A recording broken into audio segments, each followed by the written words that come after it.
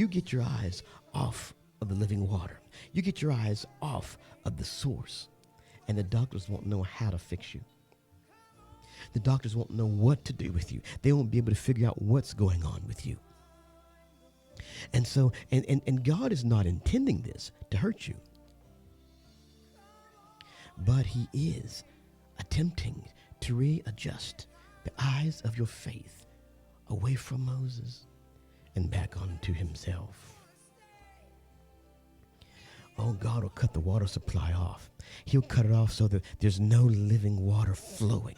And you'll be mad at Moses, but Moses can't produce the flow. Moses can't produce the living water. Moses can't produce the answers. Only God can.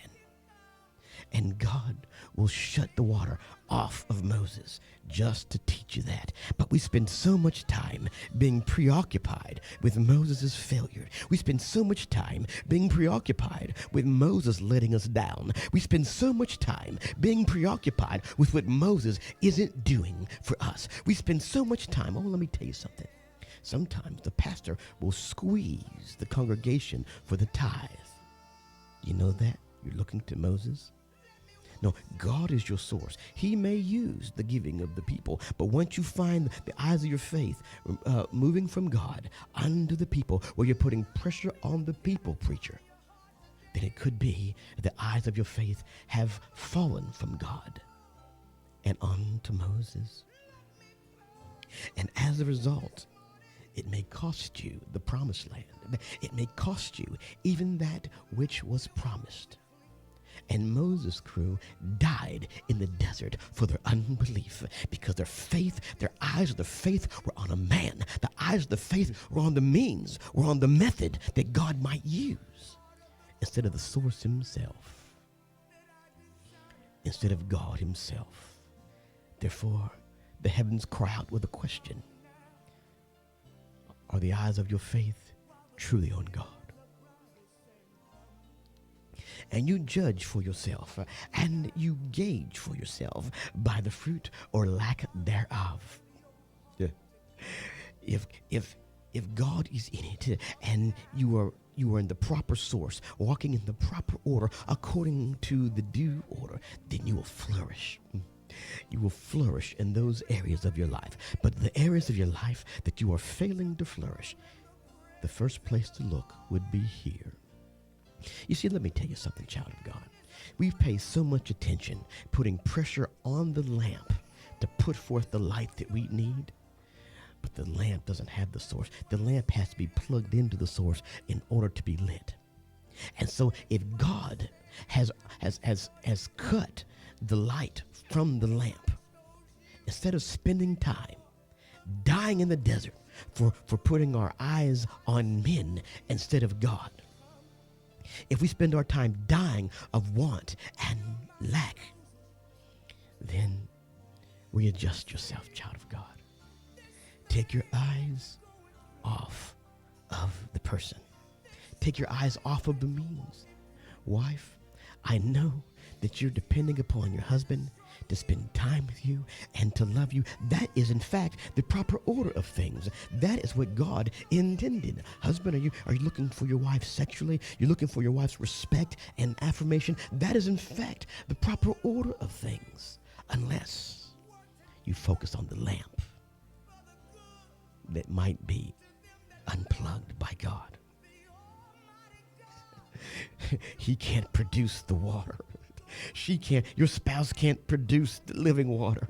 The living water has to be given, and God is only going to give it when the lamp is plugged into the source, when the eyes of your faith are off the vessel and off of Moses and onto God and onto the source himself. Plug in to God with your faith, with the eyes of your faith, child of God, with the eyes of your faith. Remove your focus off them around you. God wants to use the job. He can use modern medicine. But do you want to see either or both of them fail? See, God brings you out into the desert, not that you might die for starvation, not that you might be smote with being parched, but that you might readjust the eyes of your faith that you might leave Moses. That you might leave Moses. Moses has his place. And when things are properly plugged in, because you plug it in, when you look to God, then God pours out the living water under the vessel, and the vessel will quench your thirst. Make no mistake, it was never the vessel. Stop treating the vessel like it is the source. And you know that you are because of your anguish, because of your resentment, because of your upset towards the person who is unwilling, seemingly, or unable to quench your thirst any longer. No. You see, before you can enter into the promised land, you've got to understand the order God has given you. You have to understand the order God has laid out for you. You've got to understand the order and the proper working of that order. The proper working of that order cannot be the lamp first, cannot be the vessel first. It cannot be Moses first. Because God would use all of those things and more by first off teaching you that the vessel can't do it. That the means can't, that your gift can't do it, that your talent can't do it, that your ability to work hard, it can't do it, that the people around you that meet those needs can't do it. God will shut the water off in a minute. Has the water been shut off in your life?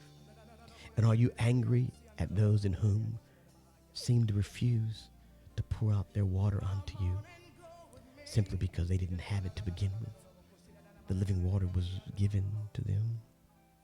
If you want to see that restored, then it is important, it is imperative to begin to pray the prayer of release and to begin to let them go. That's right. Begin to let them go. Begin to let that job go. Begin to let the doctors go and the medical treatment go. Begin to see what happens. We can look to those to meet our needs and to quench our thirst. We can look for people to meet the thirst of acceptance. We can look to them to meet our need to be loved, our need to be respected, our need to fit in. We can look to people for our sexual needs. We can look to people for our emotional needs. We can look to people for our physical needs. And God is saying, I am your source. I am the source by which you feed. I am that I am. I am everything that you need.